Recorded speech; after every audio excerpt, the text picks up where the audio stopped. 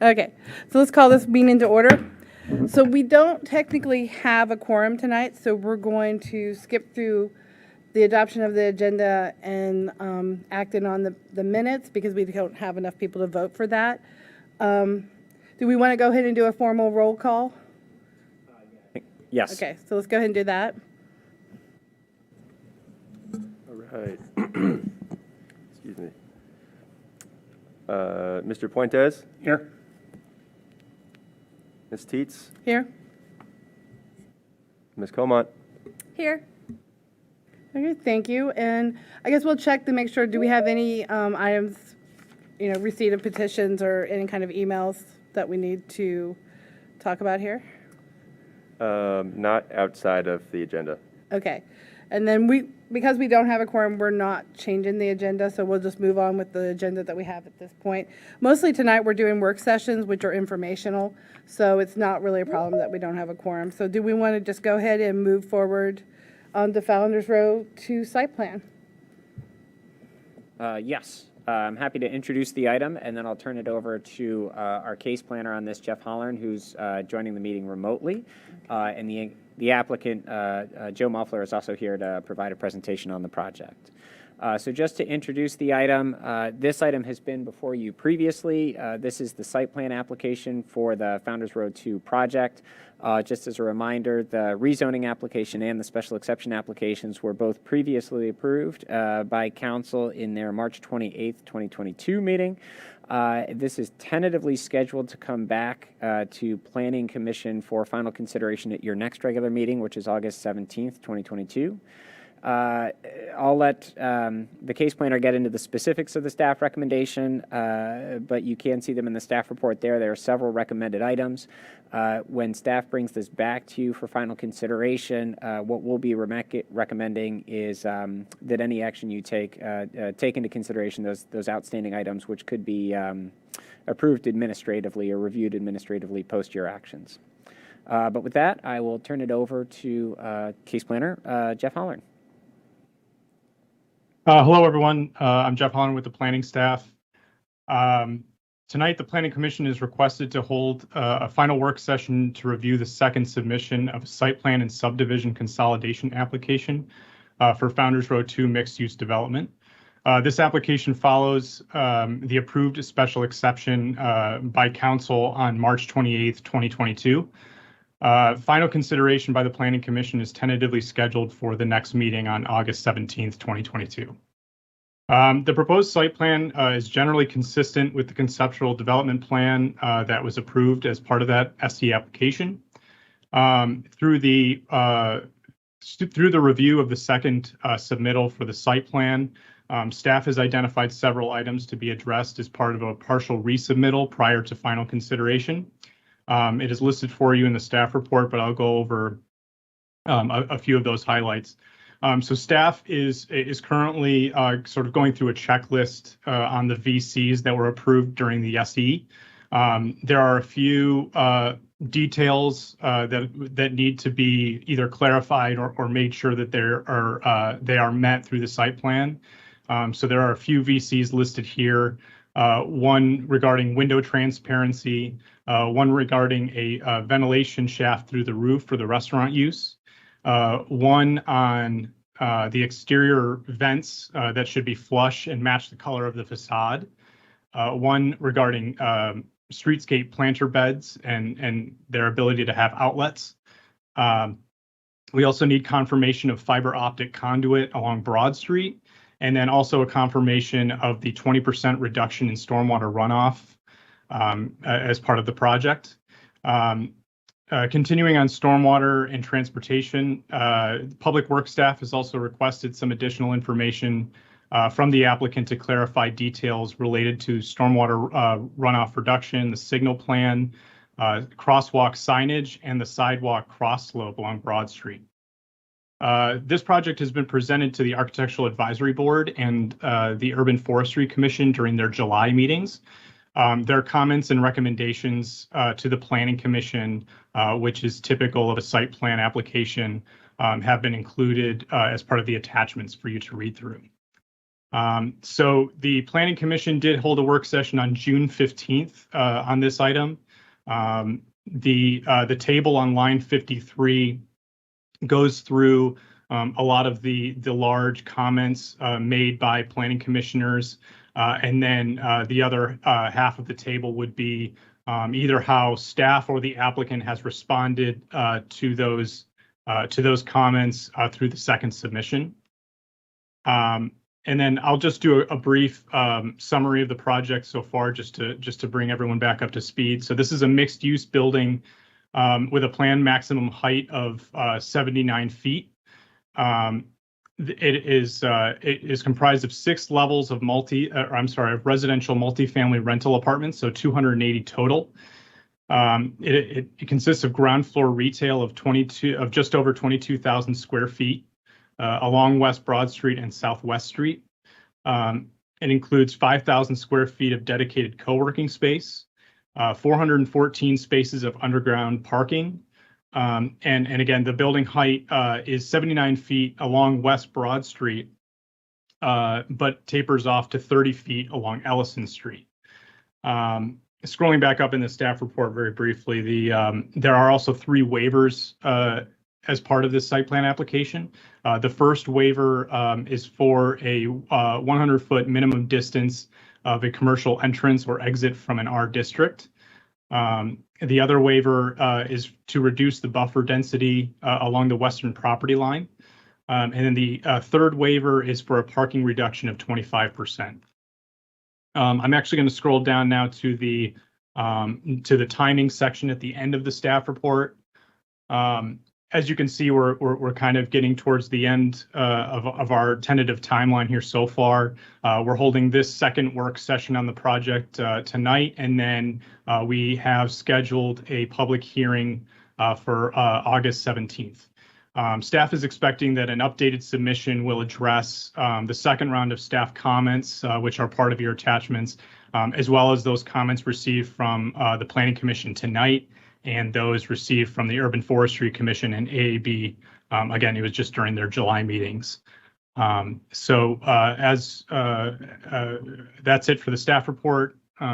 We do have the applicant on the call as well, who has a presentation. Thank you.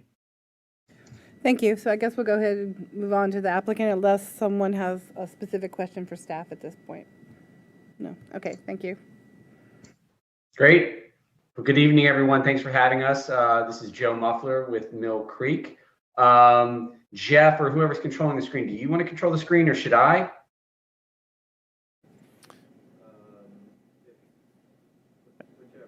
I think we need to stream it from our machine. Okay, so if you just want to call out next slide and we can advance it. That's completely fine. And frankly, I'm joined here by my team, including Karen White from Walter Phillips, Adam Steiner from J2 Engineers, and Courtney Potieri and Sean Glarum from our architect, Dwell. They will all be participating and leading this presentation. But just to set the stage, we're happy to be back here tonight. We're excited to be hopefully close to finale here with approvals, with the full intention on our end of beginning construction on this phase 2 of Founders Row prior to the end of the year, hopefully well before the end of the year, if all goes well. We have spent the last, since we made our first submission, meeting with Planning Commission, making a second submission, and having met now with the Architecture Board and Urban Forestry Commission. We've received good feedback from those groups as well as staff. I will say most of the feedback we have received to date has been very technical in nature, as opposed to presentational. So there is not a tremendous amount to cover this evening by way of update. It is our intention to have a slip sheet submission with all updates completed next week, so that when we're before the commission on the 17th for final hearing and approval, frankly, I don't think there will be a tremendous amount different than what's been shown tonight, obviously pending the outcome of tonight's conversation. But we appreciated the dialogue we had with you all last month. We look forward to additional comments, questions, thoughts tonight. And actually, if you could go to the next slide, speaking of updates, This is a very high level update of again, the presentational items that have been made for this evening. We have modified our parking and sought a further reduction, which frankly was presented to you all last time, but now is formalized in our submission number 2. There's been improvements to signage and striping, as Jeff alluded to in the staff report. Founders Plaza is frankly a large portion of the changes that have been made. We have improved the bike share accessibility and protection. And then the last piece of this is that there have been improvements. Well, we hope that you view them as improvements to the architectural facades per feedback from the AAB. And then just as a point of order, there had been a request to include the LEED scorecard in our second submission. That was included, and it did demonstrate per staff's confirmation that we are on track to meet LEED Gold along with the energy reduction requirements. So very high level. With that, I think I'd like to go next slide and hand it over to Karen White, our civil engineer with Walter Phillips. So go ahead and take it away, Karen. Hi, good evening, everybody. I just have a couple slides to kind of walk through. Some of it's just kind of an update of where we were, where we are now, and from where we were last time, and just kind of finalize some numbers. So on this slide here, we have a summary of, again, noted the building height, about 79 feet for the main multifamily building. The townhouse style, building along Ellison is about almost a little less than 31 feet in height. As we've talked about before, there are 2 loading spaces proposed in the project, which are accessed. They are inside the garage and accessed from Broad Street. I think we were still working on the numbers last time, but we have now finalized to 414 parking spaces. 312 of those are residential, and 102 are retail, which turns out to be a 25% parking reduction is what we are requesting. And then you can see there are 138 bike parking spaces, 18 long-term, 118 short-term, 120 long-term. And then the next slide is just the stormwater management summary. So we are meeting the VC, which is the 20% reduction for the 10-year storm. And if you remembered, as part of the VC, we agreed to use a kind of a more intense storm event in doing that calculation, so we are meeting that requirement.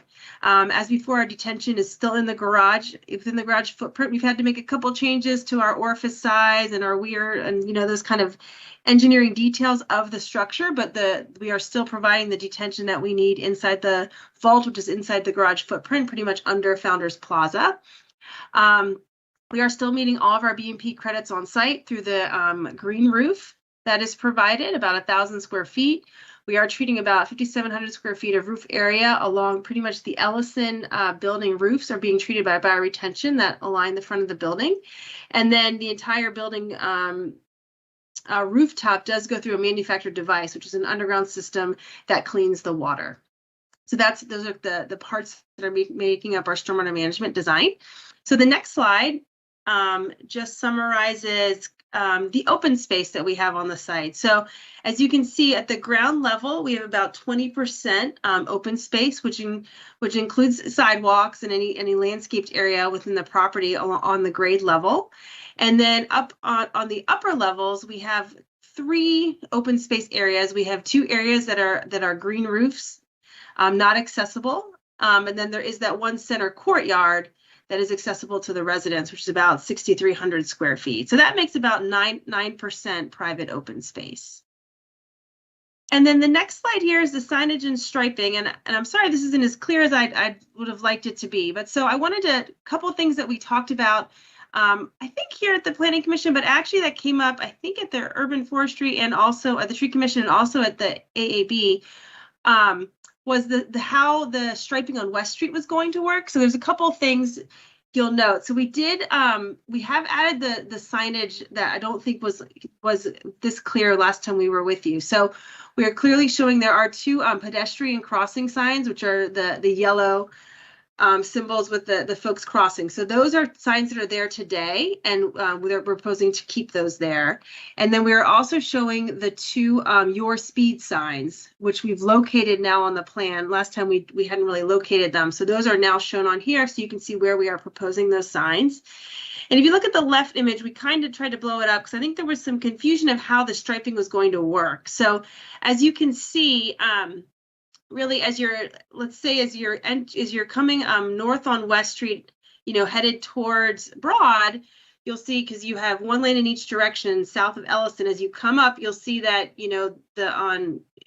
after you pass Ellison, you start to have that left turn lane. So we've had some striping to kind of define that turn lane as you get close to the Broad Street intersection, and also to help guide those who are traveling south on West Street, because there is kind of a wider, a little bit of wider pavement there, to make sure they are funneled the right way into that narrow intersection, to kind of slow cars down and make sure it's clear, where everyone should be traveling, really.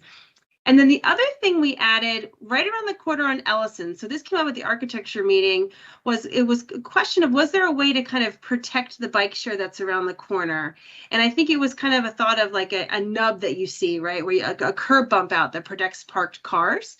So that's something that we thought, was a good idea, and we looked into. And as you can see, there's a lot, that large dashed line is actually as proposed storm sewer pipe, that we're a large storm sewer pipe we're adding.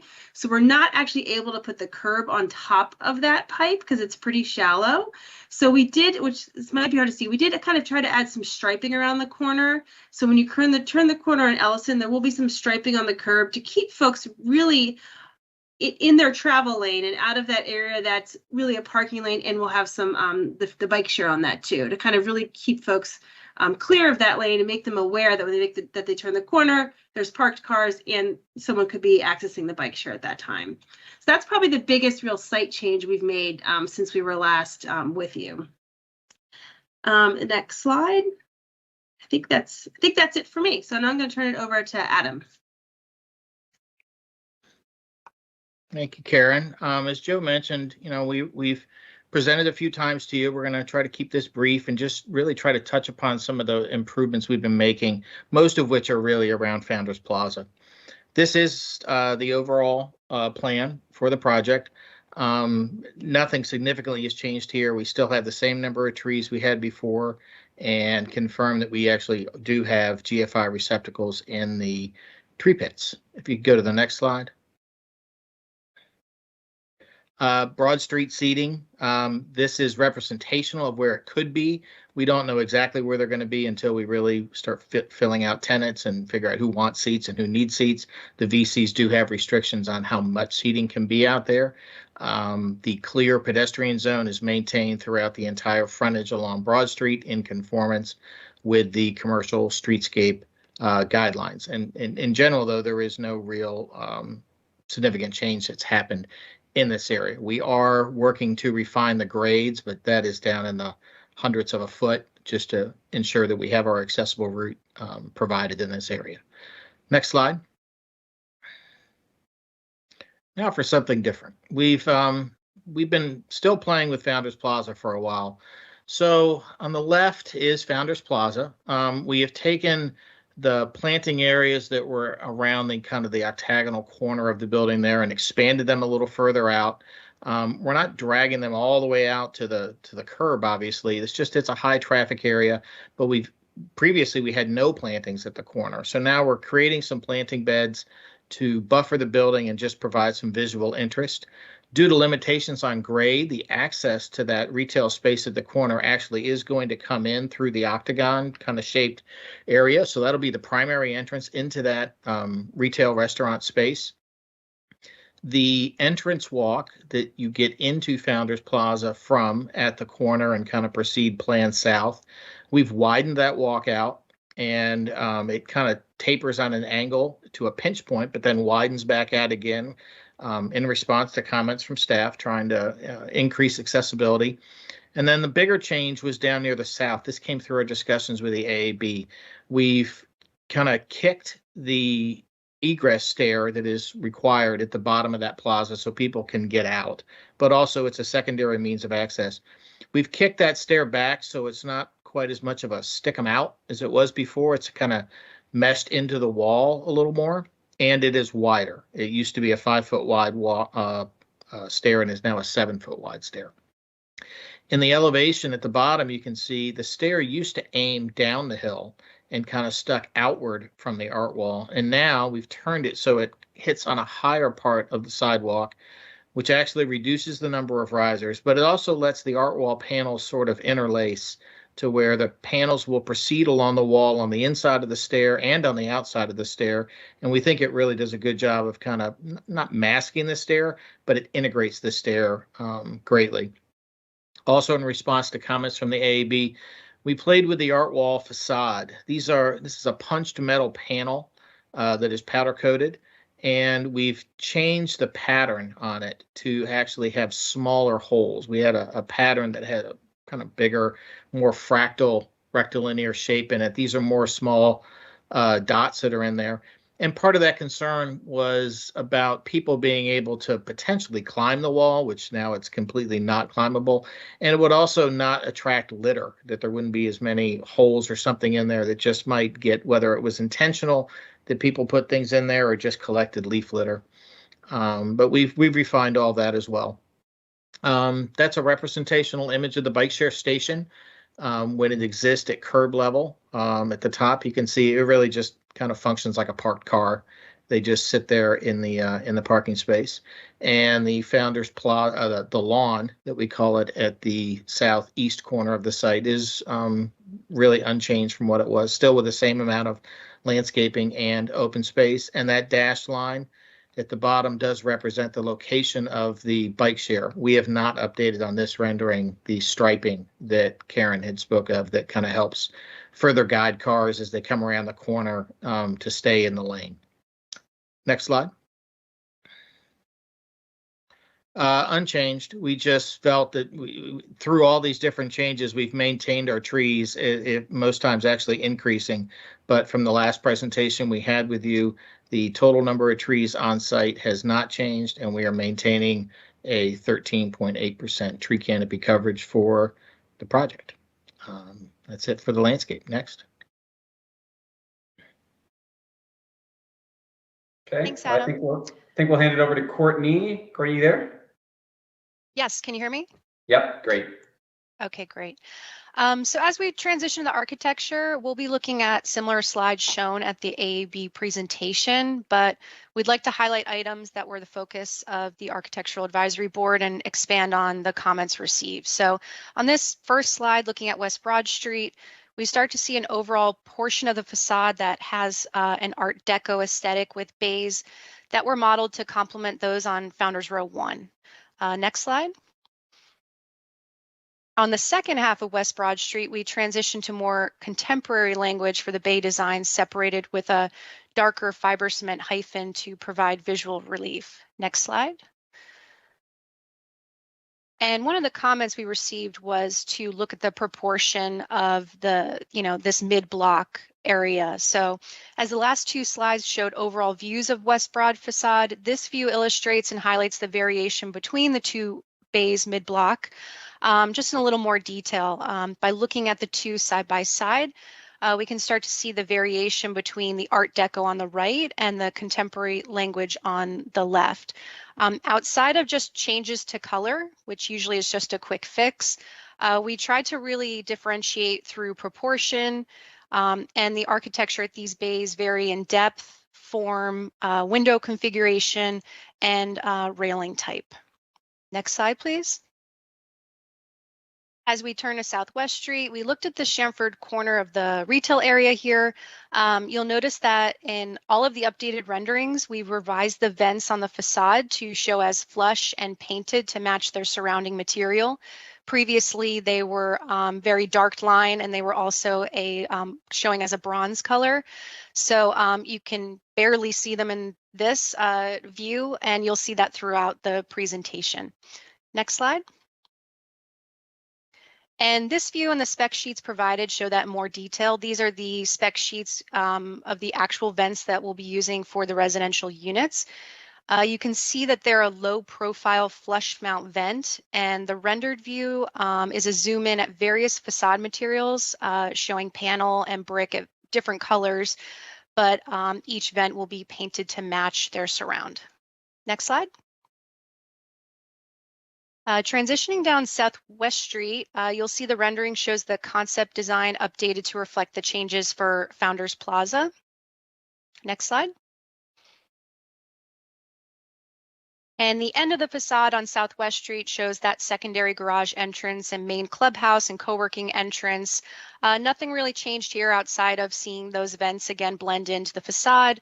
But in addition, to give you context for one of the slides coming up, this is where one of the bike storage room entrances is within the garage, and I'll illustrate that in plan in a few slides. Next slide. As we turn the corner to Ellison, you start to see a design change to the upper portion of the Ellison facade, which again was an AAB comment. It pulls the vibrant brick color that's shown here on the Southwest Street facade on the right area, just above Ellison, and breaks up that monotone backdrop, which was a comment we received. Next slide. And here we're looking at the overall Ellison facade. You'll see that design change in more detail that we incorporated at the upper back portion above the townhouse style units. We stopped the dark gray panel. It used to run all the way across, and now we stopped it above the brick bump outs, and we brought that light gray panel up just to break up the facade. So now it reads as 3 portions of the building. And we also wanted to introduce something of visual interest by bringing in this terracotta L-shaped accent in kind of 3 areas in the back.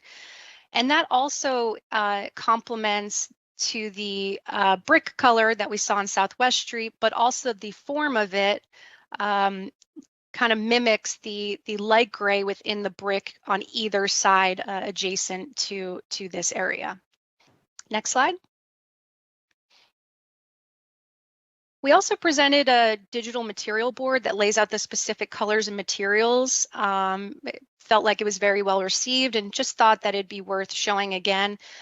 We have metal panel on the Chamford corner at West Broad Street, and cast stone will frame the storefront. It's located at the retail area to provide a strong base.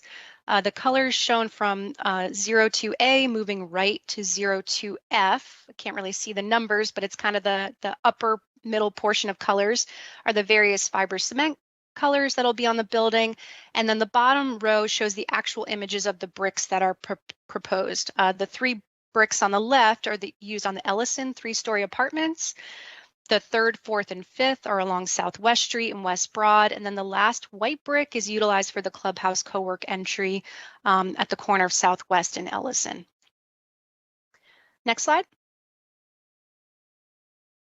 Rendering shows the bike storage room off of West Broad Street that's available for visitors. And this is kind of right off that primary garage entrance. And in the next slide, I'll show it to you in plan view. That's at the upper left. And again, you can see the rendering kind of gives you a visual view of that corner.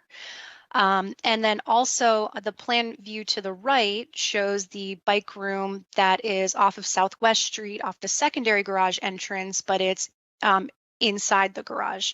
So again, to Karen's slide, we have 138 bike spaces. So a lot of options in 2 different locations. Next slide. And our last slide just illustrates the solar panel array. That was another comment from the AAB. This shows the red hatched area up on the roof plan at the southern portion of the roof.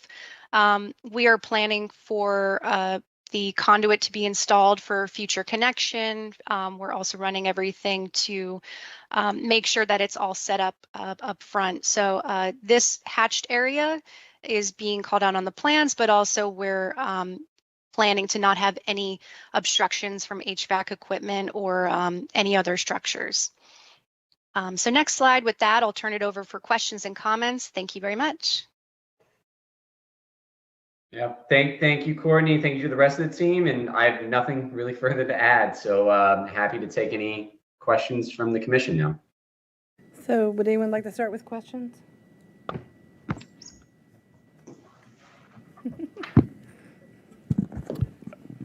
Thank you. Just a couple comments and then one quick question for staff.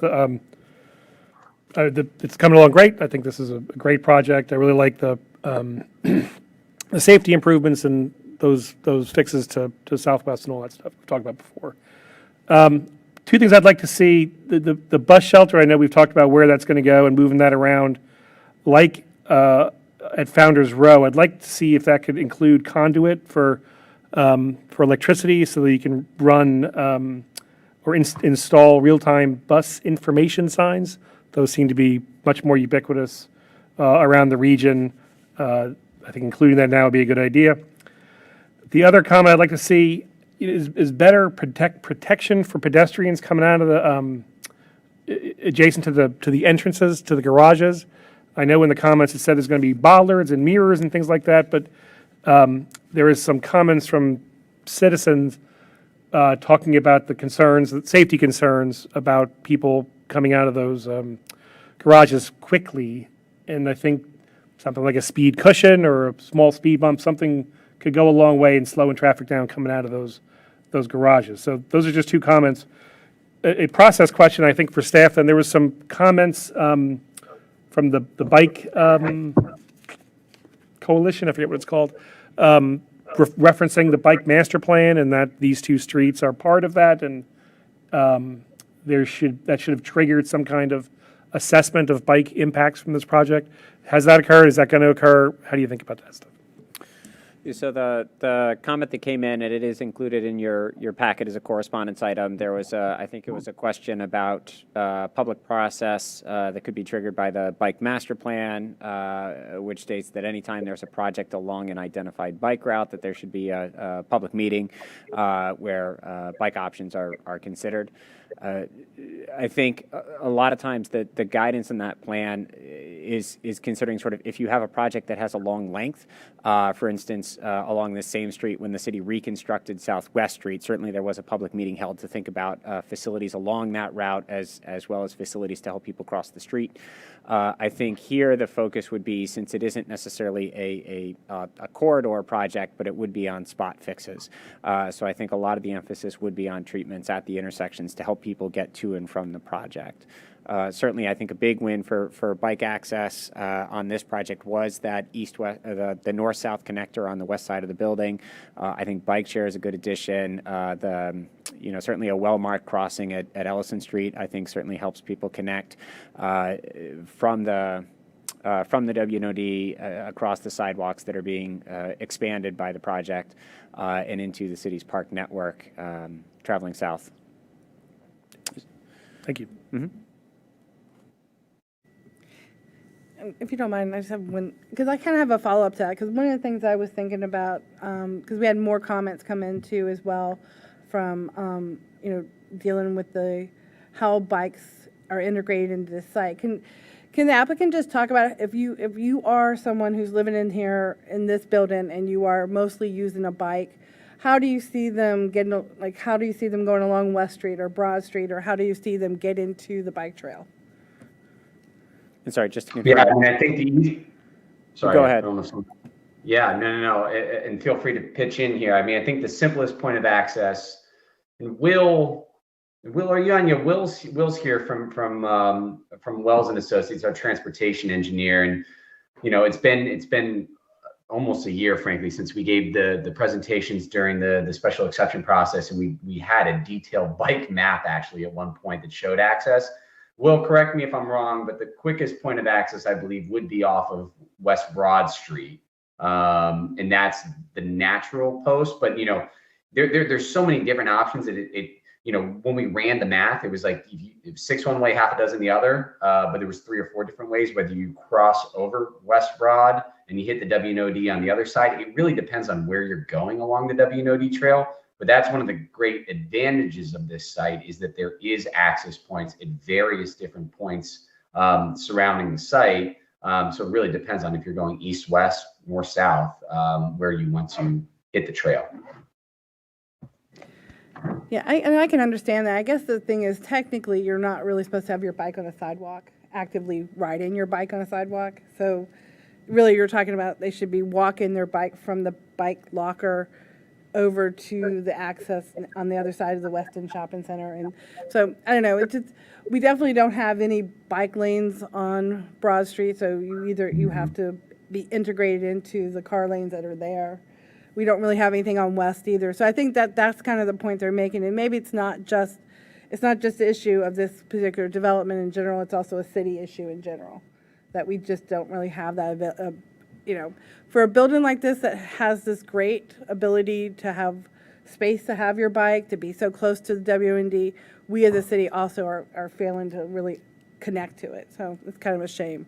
But anyway, let me. And I apologize if I may jump in real quick. This is Will Johnson, Wells and Associates, and I apologize. I'm joined by my 7-month-old here. To Joe's point, we did do a study of the various, access routes to and from the site to the various, points, and Commissioner, you're correct. I think only the bravest of bikers would cyclists would attempt to use West Broad Street. But, if you're going to the metro, there is the opportunity to cross onto West Street and use Grove Avenue, which is, a more local, residential connection to get to the metro station. There are multiple connections to the WND Trail as well, either from West Broad or along West Street at Grove, or even, down Ellison Street as well.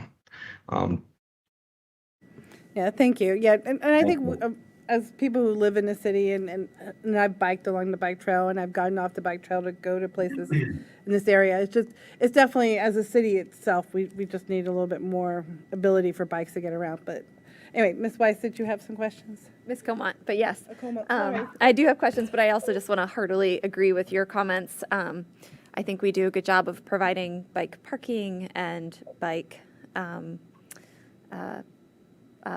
locks or, bike racks, but we don't really do a great job of actually providing the facilities. And, as much as I support the work that we're doing to make pedestrians safer, these bump outs are going to have impacts for the potential for future bike lanes. They might be precluded. So I think it's just, you have to weigh all of these things and do the best thing you can for the greater good. And that's really hard. So I don't have the answer, but I would like to see, I know that the developer is providing $100,000 as I think as a VC. So I would like to see staff look at how we could use that money to really improve access to the trail along Broad. That seems like the most direct route to me, that one little section. I think Commissioner Stevens pointed it out the last time we looked at this project. So yeah, I think we do need to do more for cyclists. I think we make a lot of noise about how great these projects are for bikes, but then we don't actually give people safe ways to get to and from them. So that we need to figure that out. And I completely acknowledge it's not an easy problem to solve.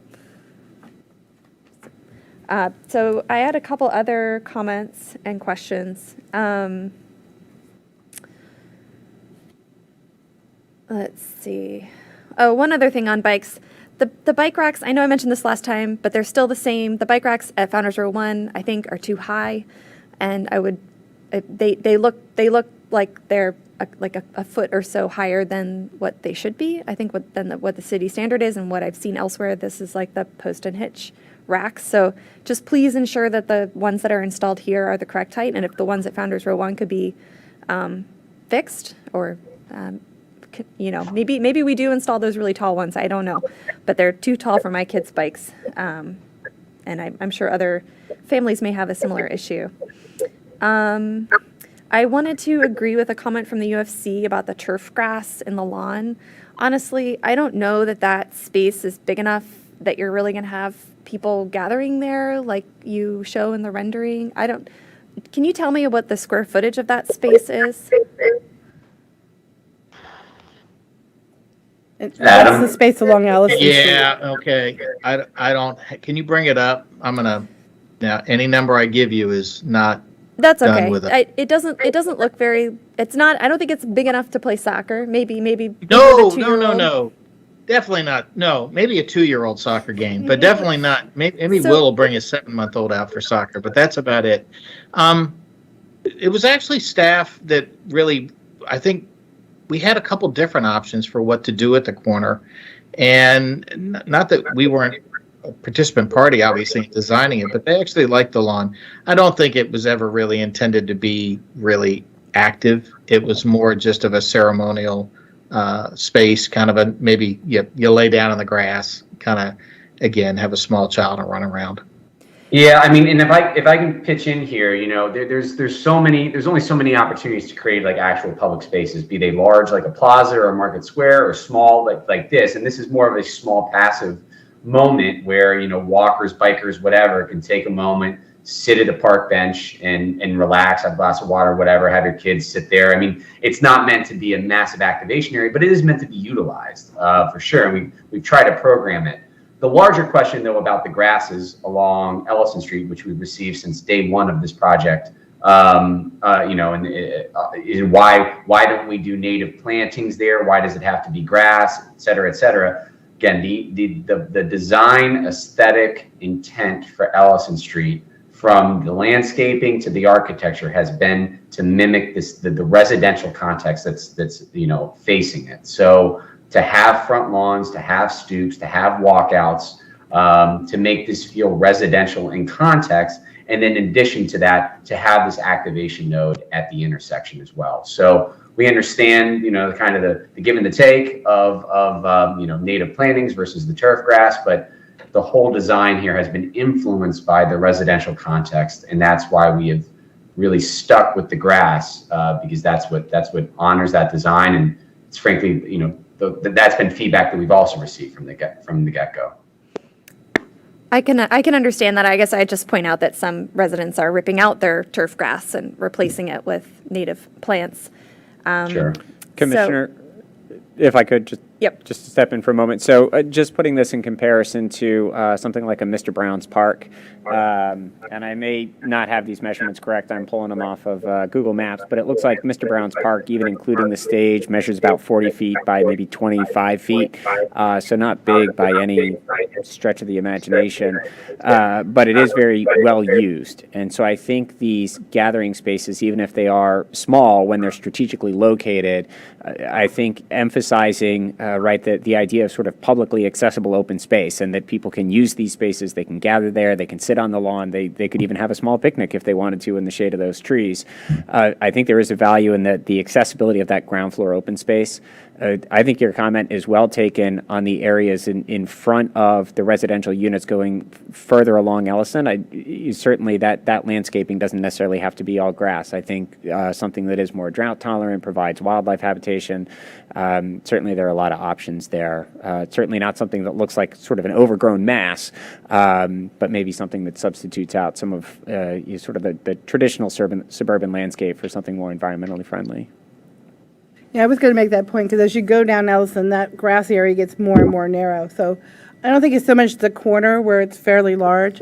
It's further along where it's more narrow, where it basically people will treat it as the space that goes with that opening. Whoever lives there, they won't see it as open space as you get around the corner. So, we all know grass is not really conducive to stormwater management. Water tends to run off of grass. It'd just be better to have something there that could retain stormwater as well.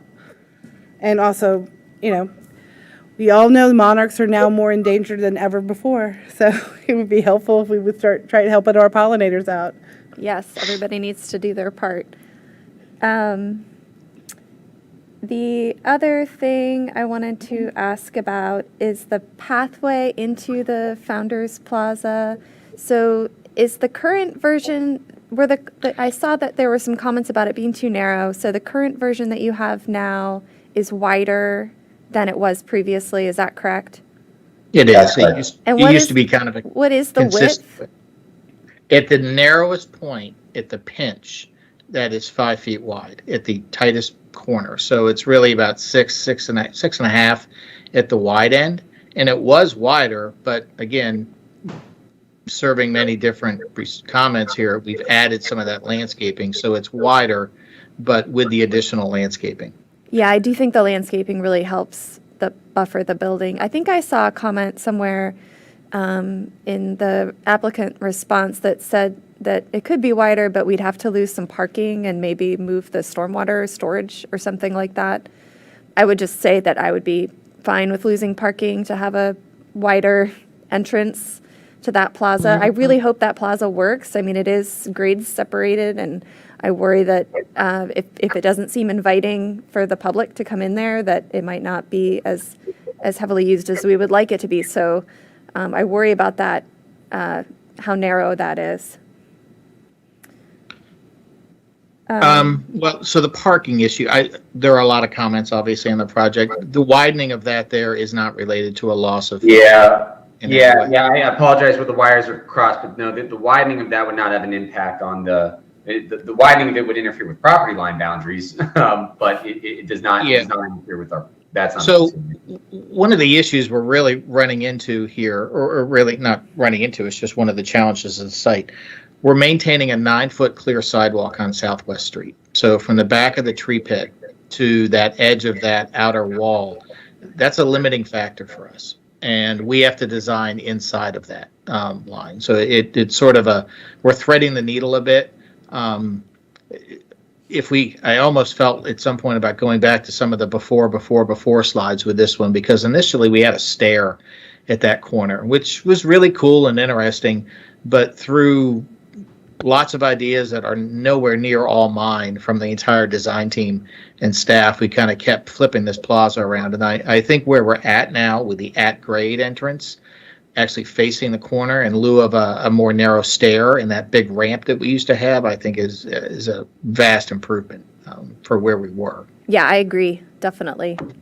Okay. I liked the plaza before. I like it a whole lot more now. And I think we have 3 retail tenants that are up in there. So Mill Creek is very focused on that plaza being very accessible and very open and very inviting as well, because it's a very important space for them. Great, thank you.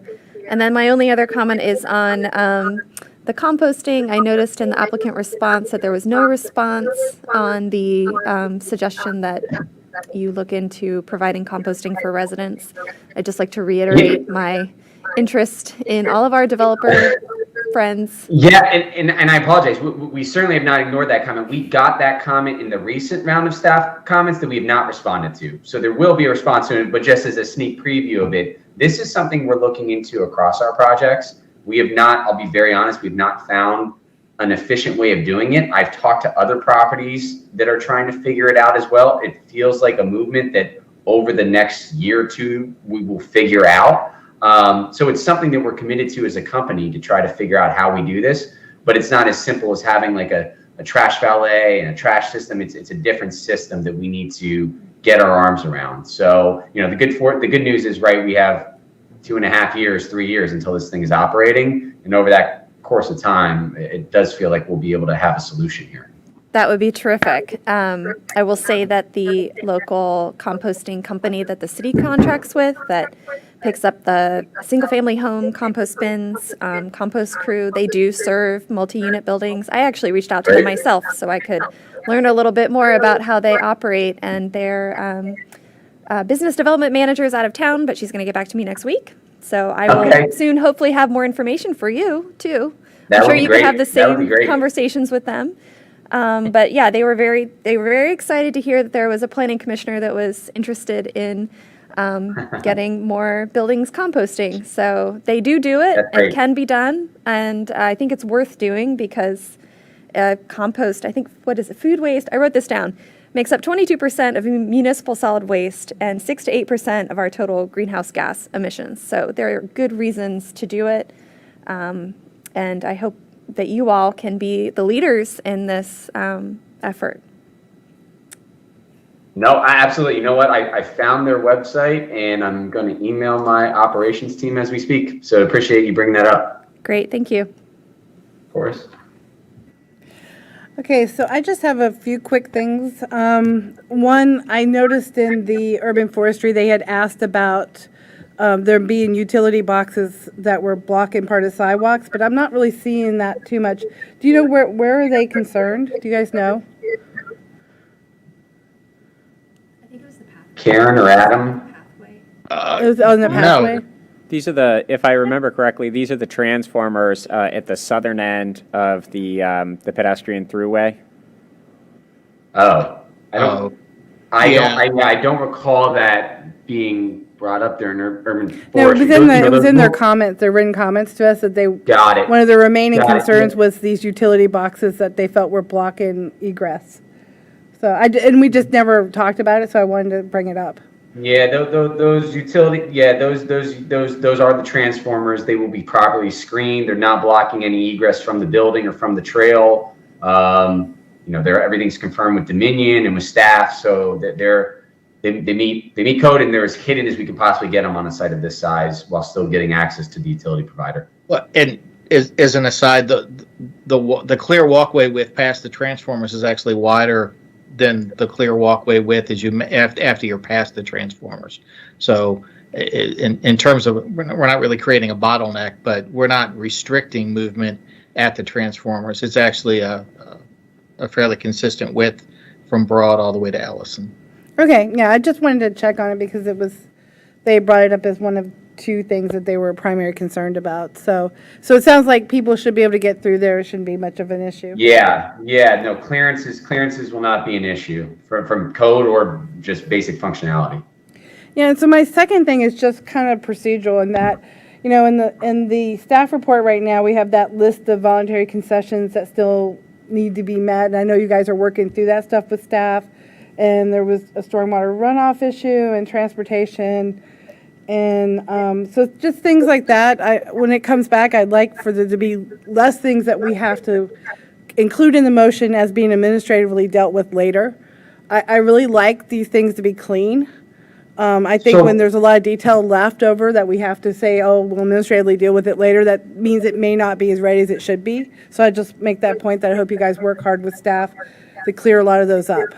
Yeah, no, and we will, and we reviewed this. So Paul, perhaps this is something we review, because I believe all of this stuff, frankly, is in the drawings. So how we confirm that, or when we confirm that, Paul, I can work with you and Jeff on that one. But these have generally been met. In fact, we've presented most of them tonight.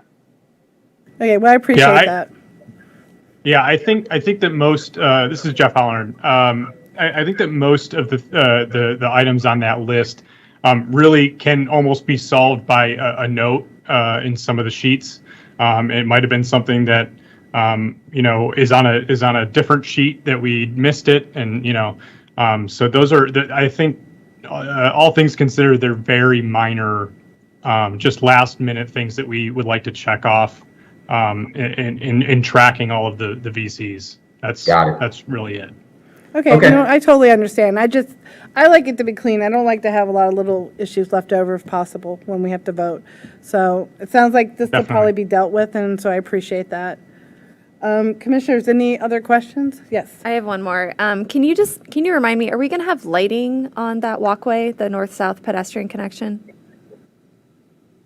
Yep, Adam. Absolutely. No, it was one of our biggest concerns. Yeah, I remember. If we were going to do a walk, it had to be a safe walk, and we have a low-profile LED full cutoff fixture, equally spaced along the entire side of the building.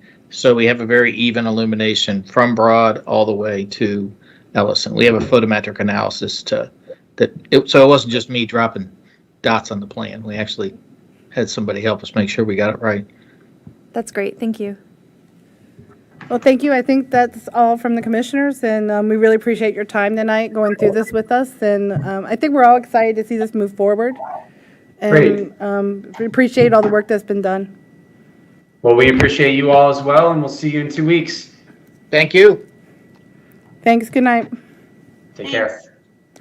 So I guess we're on to the Fellows Property Master Plan. Yes, Commissioners, let me introduce this item and set up the conversation. First, I want to apologize for misspelling Advisory Board of Recreation and Parks right there in the header. That's always embarrassing. But for you tonight, for a work session item is your first review as a group of the draft master plan for the Fellows property adjacent to across the street from the Oak Street Elementary School along South Oak Street. So just to set this up, over the last year, the Advisory Board of Recreation and Parks has been developing the draft master plan for the Fellows property. On July 13th of this year, the board referred the draft plan to boards and commissions for comment, and they are requesting responses by August 20th. That works well with your meeting schedule. If you all are to hold a second meeting in August, your meeting would be on August 17th, so you could take action on any recommendations you want to make, and those could be transmitted back to Rec and Parks by that cutoff date. Staff recommendation beginning on line 12. The draft plan is impressive. It describes the history of the property, including the city's recent acquisition in 2019. And then the draft plan is really more a list of elements. It lays out proposed purposes of the park as well as proposed park elements. In reviewing it, the planning staff found that the list of elements was inclusive and included several elements that are important to good park design. So I want to commend them on their efforts. Staff recommendation with the Planning Commission's purview for its review, planning staff did identify 3 things beginning on line 20. First is that the outside of the park should be completed. Sidewalks, street trees, crosswalks that provide access should be included in the park design, and funding for such should be included in the project budget. Number 2, since the draft plan at this point is largely a set of concepts that I'm not sure how the park will be designed and constructed, but staff does recommend that prior to whether it's going to be done by a sole source award or some sort of competitive selection process or as part of some competitive selection, that a sketch plan of the park should be developed so that the community can consider how the elements will be fit together prior to committing to a specific layout. And then third, just a reminder that the scale of the proposed improvements would trigger the requirement for a site plan application, and just want to flag that the time and cost involved in preparing a site plan should be included in the project budget as well as the project timeline. Background for this effort, beginning on line 31. Some of this dates back to actions you all have seen before. So there was a 2016 comprehensive plan amendment to identify this land as future open space and to add the school symbol to it. This table here is copy and pasted from that staff report, which was prepared by staff member Carly Aubrey, and it lays out the alignment of that change in the land use map and its consistency with goals throughout the city's comprehensive plan. In June of 2016, the Planning Commission did approve a by right subdivision application for the property, and as part of that subdivision application, of course, they were required sidewalks along the exterior of the property as well as crosswalks to connect to adjacent ways, pedestrian ways. That plan, the development plan is copy and pasted into the staff report. It's at the top of the next page, line 45.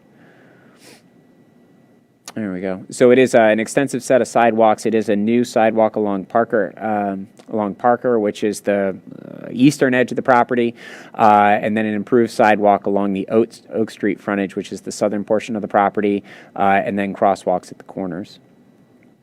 In 2019, Planning Commission was called on to make a recommendation to the council as the council considering acquiring the property. And as part of that recommendation, just to call it out on line 70, Planning Commission did recommend that the public improvements shown in that development plan that was included in the subdivision be accounted for when the park plan was developed. Fiscal impact. Any project funds, of course, would be considered through the city's regular budgeting process, which for a project of this scale would include the capital improvement program, which you all review on a regular basis.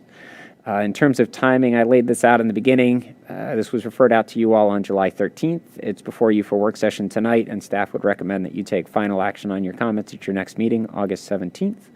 And then there are 2 attachments, the draft plan for the Fellows property, and then this was just a handy guide I found in looking at park planning resources, but it's from the Texas A&M Extension Office, and it lays out principles to consider in designing neighborhood parks. And as I said earlier, the draft plan that's already been prepared by the advisory board lines up very well with the recommendations from the Texas A&M Extension.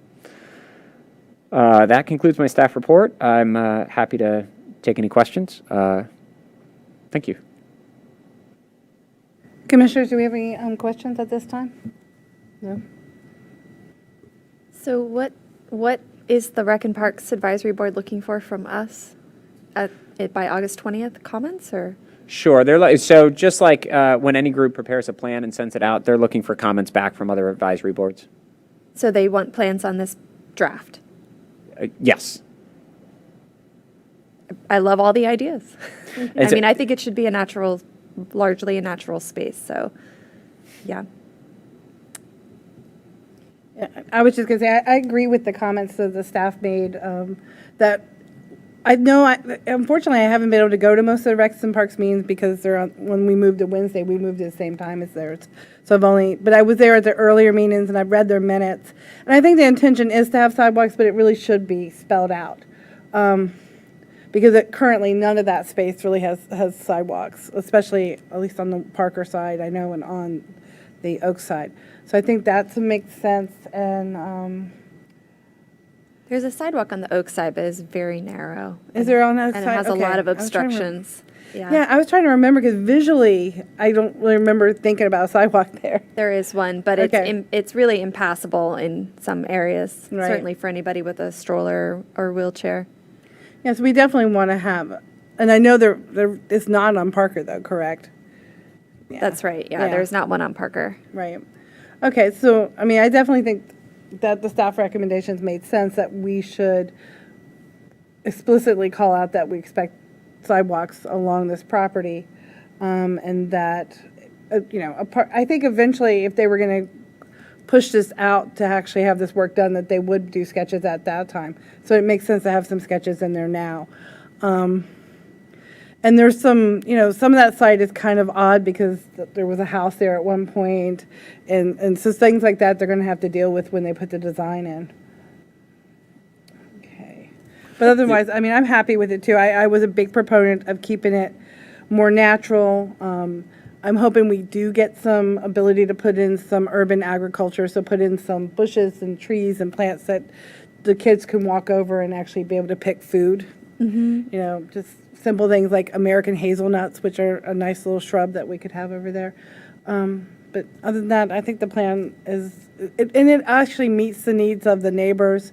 When the neighbors came in and spoke at a couple of the events I did go to, that area has always had a lot of foxes and a lot of rabbits and a lot of nature, and people really wanted to keep that. So I think the plan is really in sync with what the neighbors wanted.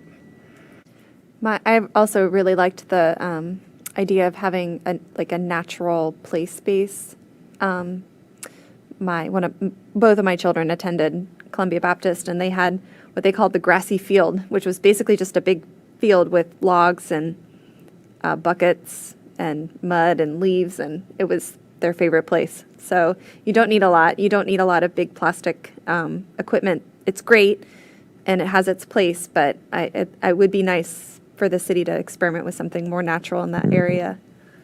I think it would be similar to what the Urban Forestry Group did at Cherry Hill Park.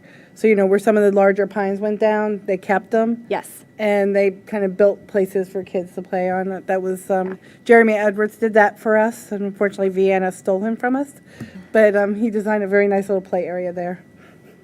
We had a very rousing game of capture the flag in this park that's not yet a park, for one of my kids' birthdays. So it is already being used by the neighborhood.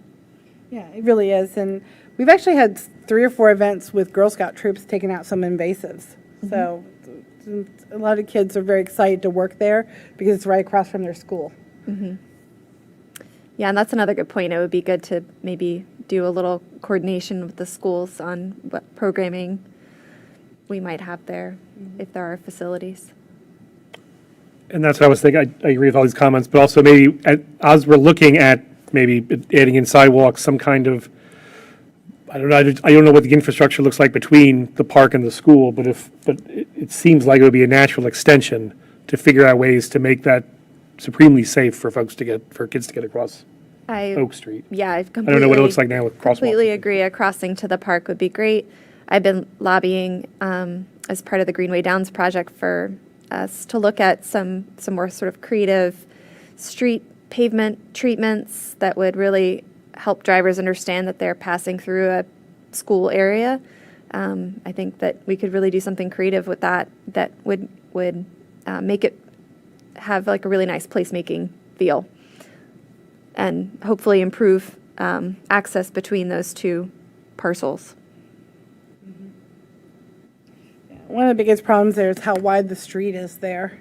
And people just feel like they can drive through. But there are a fair number of cars parked there, at least during the school day. Yeah, and that helps. It does. It does help.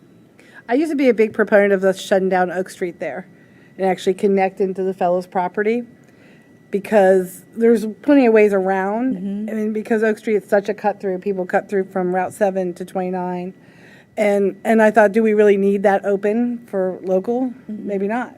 Like, it would be interesting to to close it down and actually maybe just make it a transportation area for buses. And people just couldn't go through it. But anyway, I think. I like that idea, but also maybe if we don't go that far. Yeah, I think I it's a good idea. Maybe then when the sidewalk goes in on Oak, or the improvements go in, it uses the street right away as opposed to the park right away, Yeah. calming thinning the street a little bit, providing some kind of measure of traffic calming. There's an old stone wall that is nice. I think it was, put in probably by the homeowner at some point that has some character. It would be nice for it to be preserved if possible.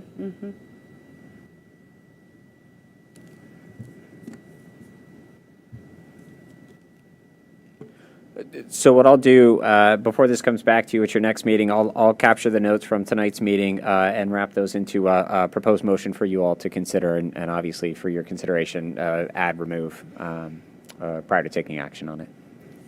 Thank you. That would be great. And that'll give the other commissioners a chance to see it in the packet and see if they have any additions. So I think we're ready to move on to the East End small area plan, which I love. I always love looking at these area plans. So I'm happy to introduce this item, and then I'm going to turn it over to our lead planner on this one, our senior planner, Emily Bazemore. And I just want to confirm before I do my intro, Jack, is Emily on the line? Okay, great. All right, then I'll set it up and let Emily take it away. So East End Small Area Plan, this item is before the commission for a work session, and there are a couple things that staff is requesting as part of this. This is an opportunity for you all to review chapters that have been revised in response to previous comments and direction you have provided. It's also an opportunity for you to make your first review of two chapters that you haven't seen before. First chapter is Urban Design, and then the other chapter is the Environment and Utilities chapter. As I said, in response to comments received at previous work sessions, including your most recent at April 20th, there have been several changes made to preceding chapters. Recommendation, staff does recommend that Planning Commission take a review of this one. Let's see. And then I just want to jump ahead all the way down to the timing section just to set up the rest of this conversation to put the process in context here. Looks like timing begins on line 279. Oh, you beat me to it. So let's see. So as I mentioned, several work sessions on this prior. The bold line states notes where we are in the process now, which is a work session on August 3rd. And then the tentative schedule going forward is another work session with council in September. And that last work session with council would be in advance of a wider community engagement process. So going out to all the boards and commissions, holding community pop-up meetings in and around the planning opportunity area, including the Eden Center, as well as pop-ups at the city's farmers market held locally at City Hall, as well as a second traditional format community meeting. As it says in the schedule, those would happen October, November, and September, October, November.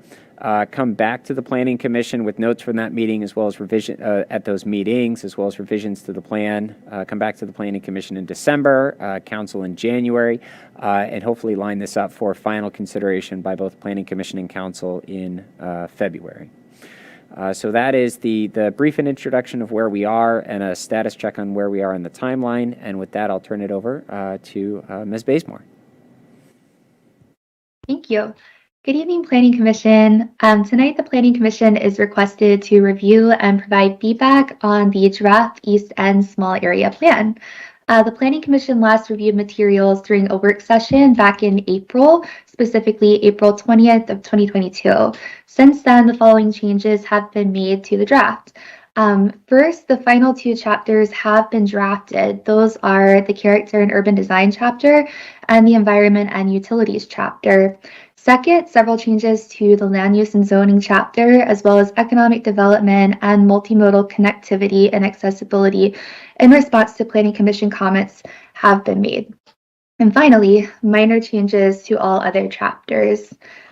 Staff's recommendation is that Planning Commission review the newly drafted chapters and revisions to previously reviewed chapters. As noted in the timing section, the immediate next steps are a work session with City Council, followed by wider community engagement efforts in the fall.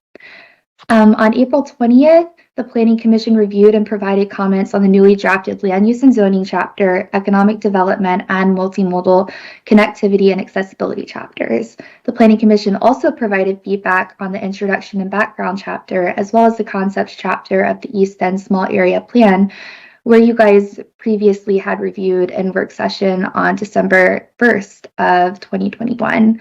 A table summarizing the Planning Commission's comments begins on line 34. So I'm just going to call out a few of these comments from each of the sections.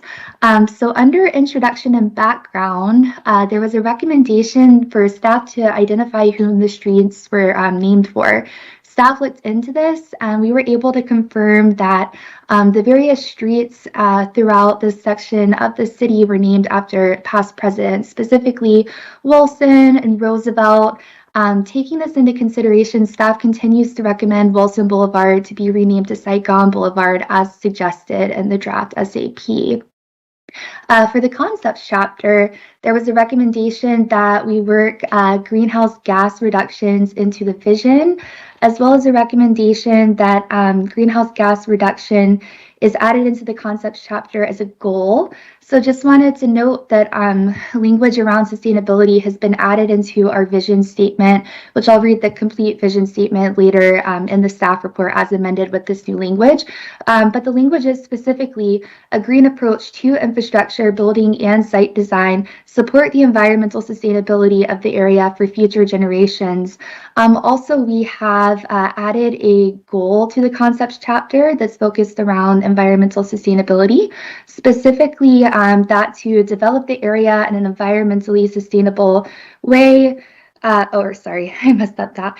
Develop the area in an environmentally sustainable way is to be consistent with the principles of stewarding the area for the benefit of future generations.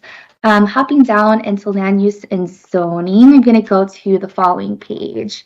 So we had a recommendation about looking at the term adaptive reuse when it comes to the BJ's site, specifically because adaptive reuse is often used when we're looking at buildings that are preserved due to historical or cultural significance.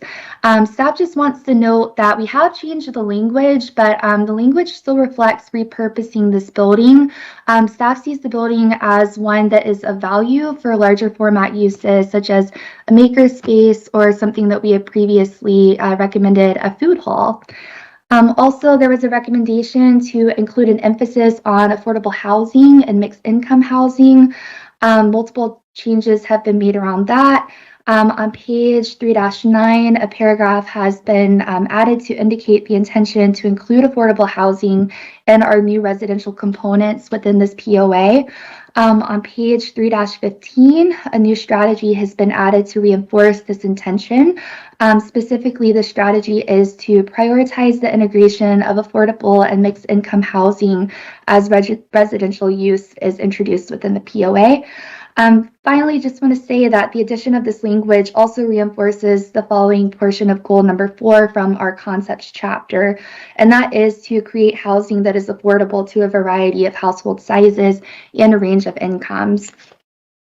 In economic development, many changes were made, but I just want to call out the very bottom recommendation. So Mr. Hyra had recommended that staff look into the small business anti-displacement toolkit created by the National Small Business Displacement Network. This way we could be informed for tangible policies that could be implemented in this POA. Just want to say that we did. It was a great resource. And when you take a look at this chapter, you'll see that we've integrated some of their suggestions, specifically the strategy to create legacy business preservation programs. Hopping down into transportation, multiple edits were made there. We updated the ring road illustration. We switched out that picture of a bike lane that had a pedestrian in it. We switched out the bike rack pictures, or we added one to better reflect our city standard, which is that hitch design or post and loop, as some say. Just want to continue to reiterate our community engagement efforts. We will be popping up at Eden Center and the Farmers Market probably in the fall.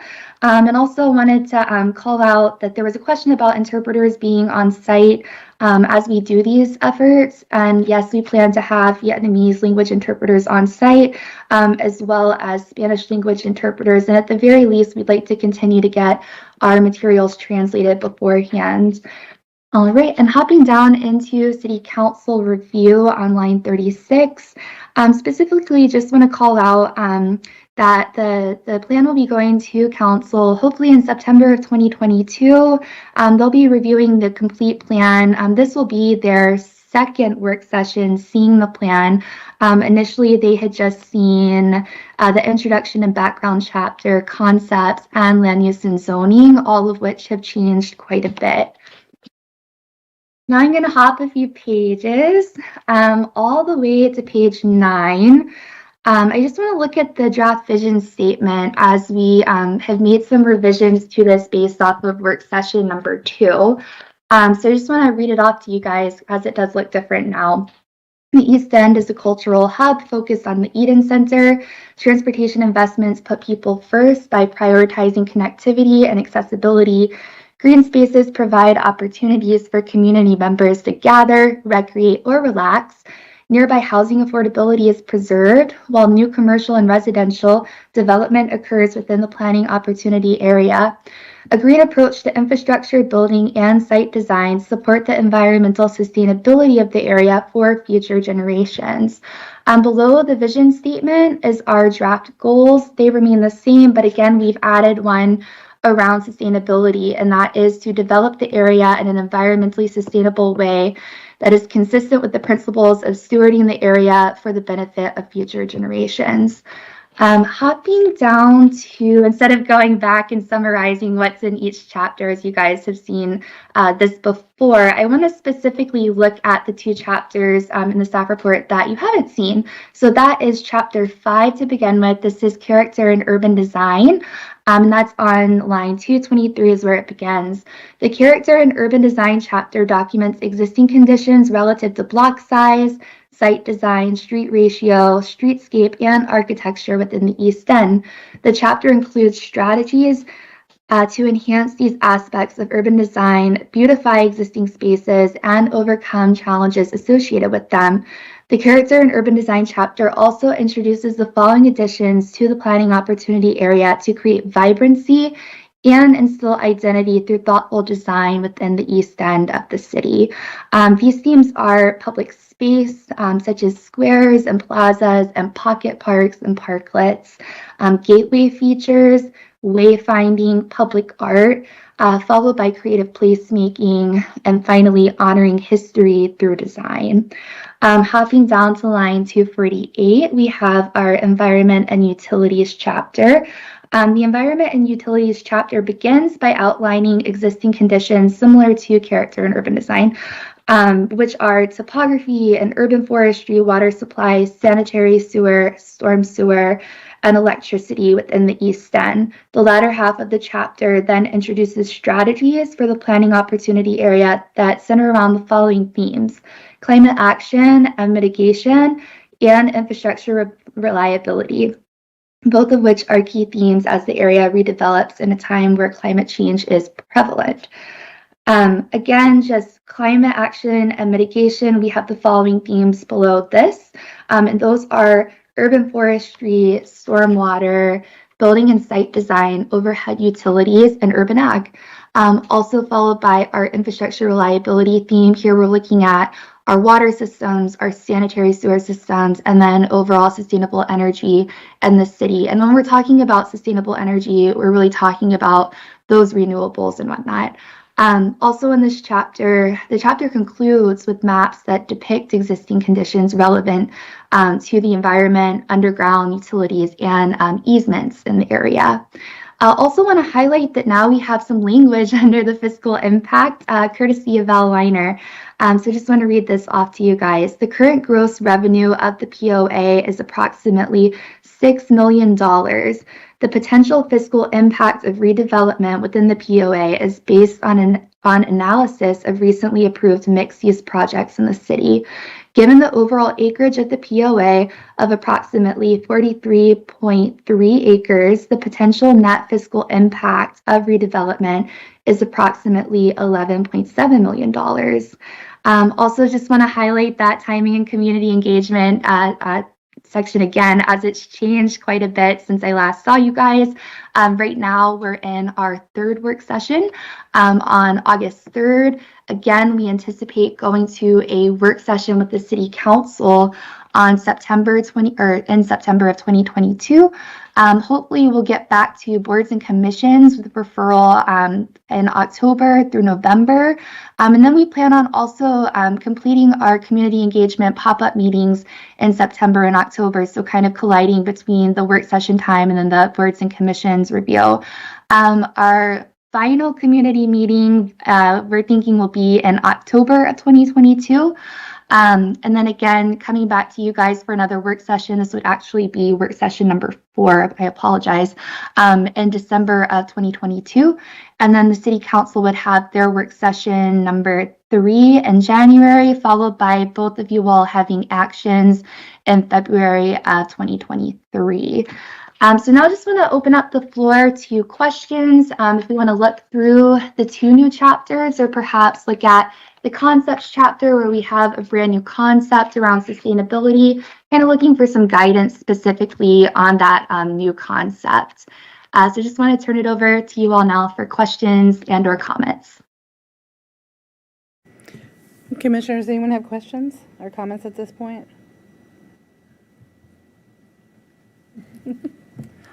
I'll go first. I'm sorry that our Commissioner Weiss and Commissioner Stevens are not here to discuss the environmental chapter. I think that they would have a lot of really great comments on this. I am really excited about the tree canopy being included in here. I think that's definitely something that I experience when I go to that part of the city. There's just this like complete lack of trees. Feels very you don't have any shade, and it's just not a very nice place to walk for that reason. So I think I'm excited about including that. And one thought I had about the placemaking is I think we'll need to be careful not to kind of make it feel like Disneyland. I love the idea of incorporating elements of Vietnamese culture, Asian American culture, but I think we just need to be thoughtful about how we do it and engage with the community when we're making those decisions. But the idea of kind of that surprise and delight, having things on manhole covers or on benches or some like those little details can really make a place. So I'm really glad that you included that. That's all that I have for now. Thank you. I love that comment about the manhole covers. That could definitely be included in there.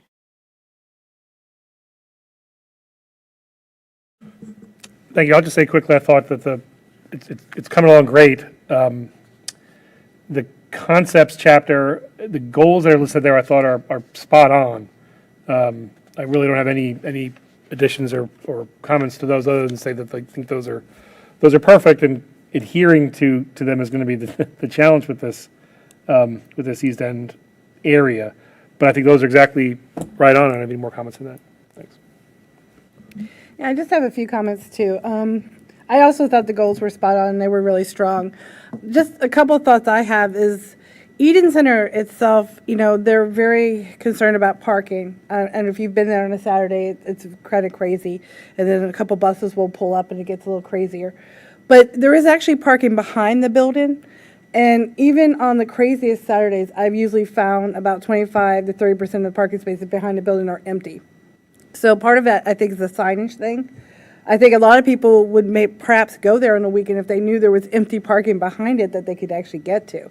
So I think that's one thing to think about is like if we were utilizing the parking behind, it might give an option to have like a little plaza area on the other side, because one of the things that's fun is to go over there when they have like a ceremony, but what they have to do is block off part of the parking, and it's kind of weird, and people are trying to drive around you, and so it would be great to see them have like a celebration area for the festivals that they do over there.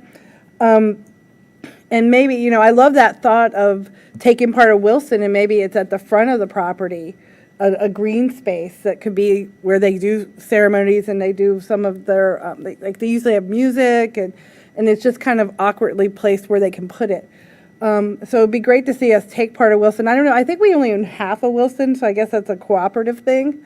But I'd love to see that narrow, that section of Wilson between Eden Center and the shopping center on the other side that I guess is in Fairfax. It's a crazy traffic area. There's so much room. People just drive, like I've seen people U-turn in the middle of it illegally because there's just too much space there. It needs to be tightened down a little bit. So I'd love to see that. Excuse me.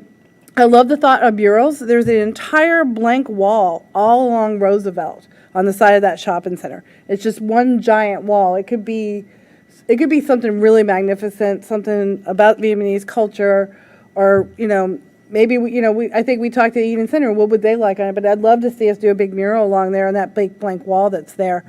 The other thing is, and I mentioned this before, the front of BJ's, that front parking lot is empty.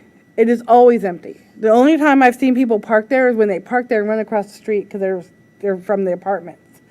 And that would make a beautiful park. We don't have any really great seating areas, and we don't have a lot of trees. I mean, I don't know if BJ's is open to it at all, but I mean, it could even, it could be like a picnic area. Maybe they could integrate it somehow, and how BJ's is really more family oriented, because unlike Costco, they have big sections of things, but it's more family size rather than like restaurant size. And so maybe that's something, it's just something that I would love to have in there, to talk to BJ's again about this underutilized parking lot that's just a big lot.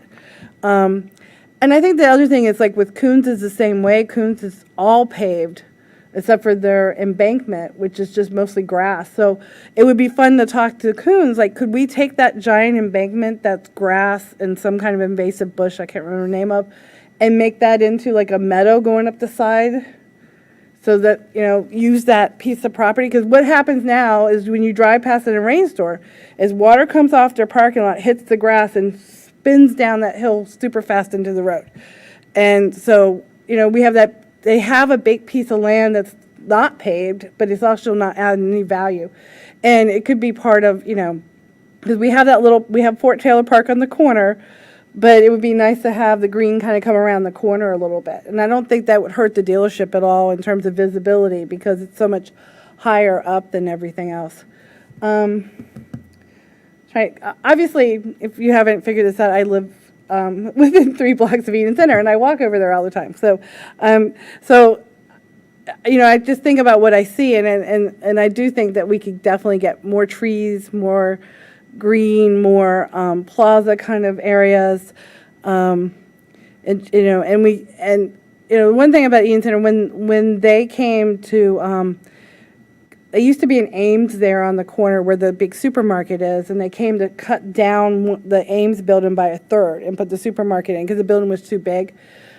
And we really did talk to them a lot about trying to put more green in there, and they were just resistant because of parking. But I think that since then I've really watched the parking, and I really feel like that parking in the back is just not used. So if it was used, it would give us the possibility of having some space in the front. And I'd love to take part of Wilson.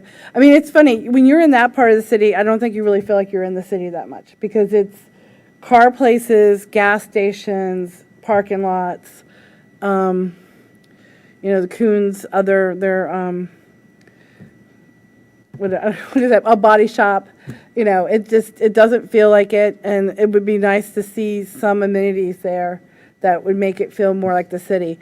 And I know Mr. Snyder had a long-time dream of putting a hotel at the front of Eden Center along Wilson, and I still think that's a really great concept.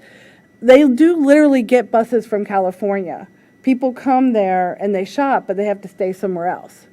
And I think there could be a lot of value to find a hotel partner and get a hotel in the front of it, and someone who would actually pay for some of the amenities that we'd like to have. Anyway, that's all I have for it. Thank you. Just want to call out really quick about that park at the front of BJ's.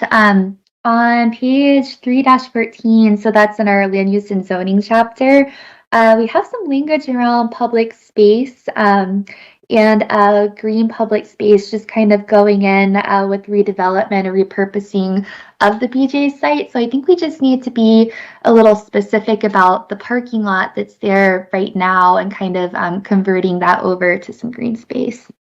Yeah, that would be great. It's just that, I think when the building went in, and I remember the site plan for it, I think they felt they needed all those parking spaces, but it's clear they don't need that front lot. And it's actually nice there because we do have like a wide sidewalk and a wide planting area, but there's just, it's painful to see all this pavement. It's not being used to park. It could be used for something else. Agreed. Thank you. And a question for planning staff. I think I know the answer to this, but I just want to ask it anyway. The institutional use, which is the cemetery, it's a big part of this East End. As a planner, how do you think about a space like that? You just say this is an institutional space and that's the way it's going to be. How do you think about that big parcel? Well, it's probably not going anywhere. But it is sort of a tremendous sort of green space opportunity, right? It wasn't that long ago in America that cemeteries were parks, and people would go and they'd visit with family members gone. But we did hear during the community meeting that Emily, I apologize for jumping in. I'm getting used to the virtual meetings. But we did hear comments during the community meeting and the kickoff that a lot of people who live in the area did actually enjoy the park as a walking space. They would go there, they'd do stargazing. That actually encouraged a lot of our thinking around dark sky compliant lighting to try and limit light pollution in the area. But also some of the thinking we did in the urban design chapter, as well as the transportation chapter about how to open up, especially pedestrian connections, pedestrian and bicycling connections throughout the area so that people would have access to that open space. My children learned to drive there because it's very slow. So did I. Yeah. And you actually do, there are families that I see there on the weekend who actually come out and spend all day, So, that does happen. I guess one thing about it is that the perimeter of it isn't well planted, and so there is maybe a partnership there. They have a piece of land between the road and their fence. They put a new fence in because one of the derecho storms put 2 trees down on their old fence, so they had to put a new one in. So they do have some planting area there that could possibly not be grass. That would be nice, because primarily it is grass. So there's some. I think there's an opportunity to talk to them about their perimeter areas if there's some things that could be done there. But they still have a lot of space in the back too, so it's fully operational for a long time probably.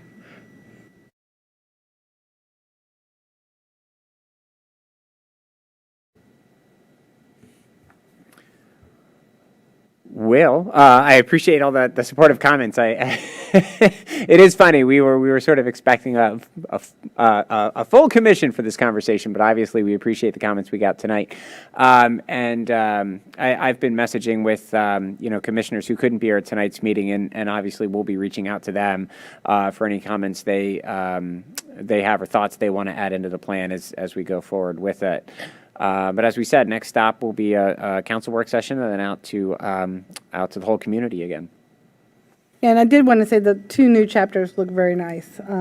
The photos make me envious because I almost think they're too good.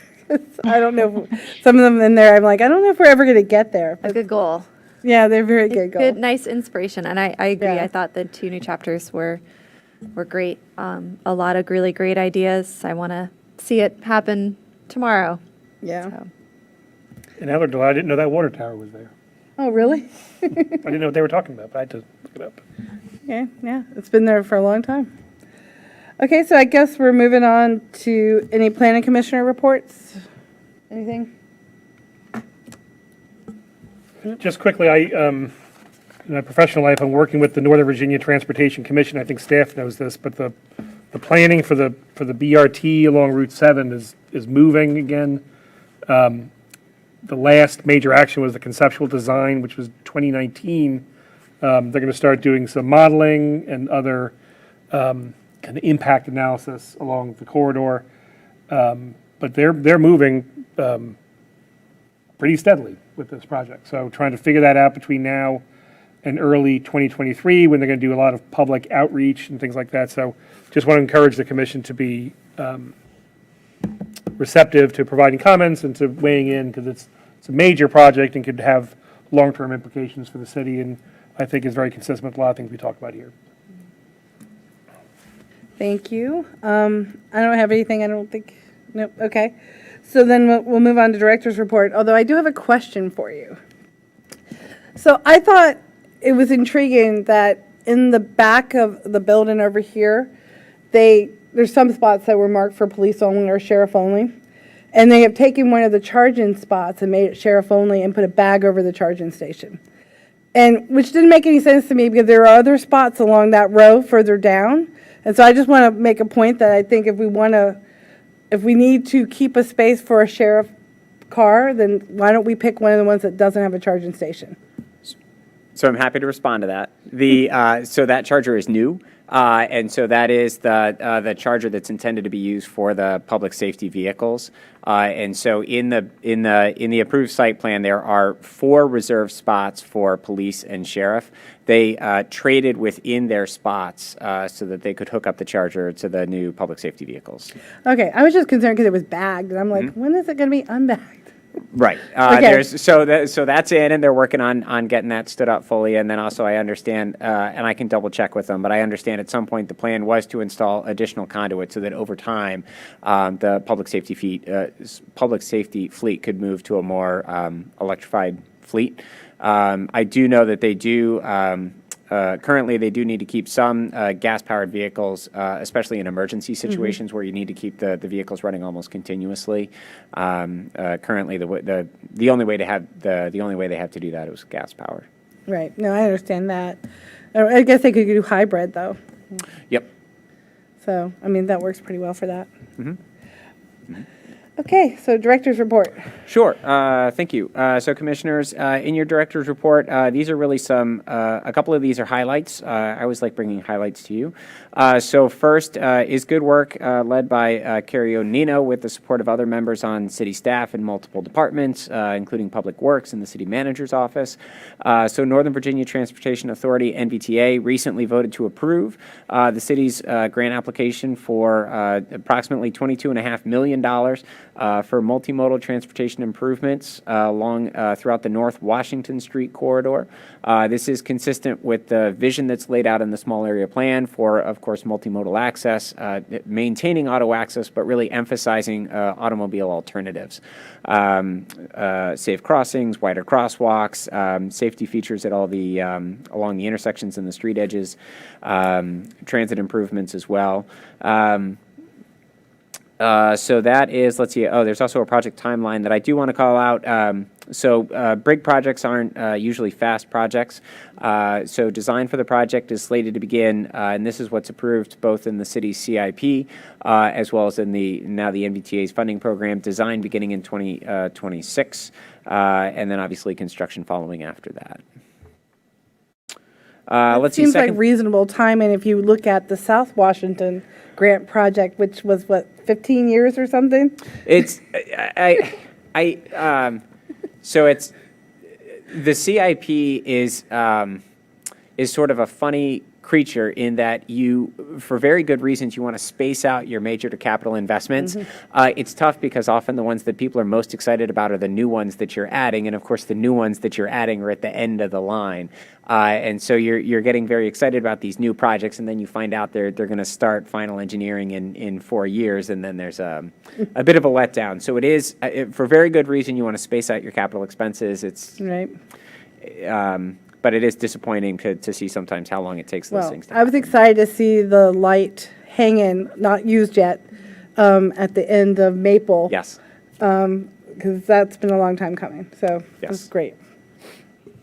Can I make one comment about this? I think it's amazing that we got this grant award. I'm so happy that that happened thanks to all of the hard work from staff and all the many people who wrote comments. Curious about the plan for bikes in this because it obviously is a really important connector to the WNOD trail. And I don't see the word bike in the summary, and I cannot remember the grant materials and whether that was mentioned. When they closed the trail to build the bridge, I was one of the cyclists that was diverted onto Lee Highway with no real guide or protection, just some signs that said, hey, go this way. It was pretty terrifying. You know, I mostly rode on the sidewalk or if there were no cars around in the street. But just curious if the sidewalk widening might give us an opportunity to have maybe more of like a grade separated bike facility that could be incorporated with the sidewalk. I don't see cyclists riding in the travel lanes on Washington Street. So some sort of alternative that feels safer. This is the opportunity to make that happen. As someone who used to bike North Washington Street, it's steep. It doesn't feel steep when you've got a car doing the work for you, but certainly when you're on a bike, it feels steep, and it is for someone on a bike. And I think the idea of adding bike facilities along North Washington is a worthy one. This project is several years out in terms of final engineering. We've also got the Virginia Tech Student Studio is going to be looking at the city's bicycle plan and ways to improve implementation of that this fall. And I think this corridor in particular is probably one worth asking them to take a specific look at. That would be great. Thank you. Let's see if I keep rolling through the report here. An on-street parking restrictions report. If you like, that it is included as an attachment in your report. Let me summarize. The author of the report is here in the room. It's Jack Trainer wrote the report for us, but this was a summary of parking restrictions that are in place throughout the city, and this memo was prepared in response to a commission request to get a rundown on what are the parking restrictions that are in use throughout the city today, and then also what is the city code that provides guidance on how they're laid out, how are requests reviewed, and then there is a short summary at the very beginning. Jack, I don't know if you're able to pull that up, but it's just at the end of the introduction section where it lays out how does staff administer, how does staff respond to new requests, and it's a fairly straightforward three-part framework. So number one is existing restrictions per the code. Those are maintained as is. For new daytime restrictions, the city code, unless you're near a metro station, calls for 2-hour parking restrictions. And then for new evening restrictions, city staff generally recommends resident-only parking along those streets, and that's done for a couple reasons. A large part of it is to support the city's policy goals of reducing auto ownership and auto usage, or to reduce increases in those things. And so it also supports, having those overnight restrictions also supports implementation of transportation demand management plans by avoiding spillover parking from the larger new projects into the surrounding neighborhoods. So that is the methodology that staff applies in responding to new restrictions.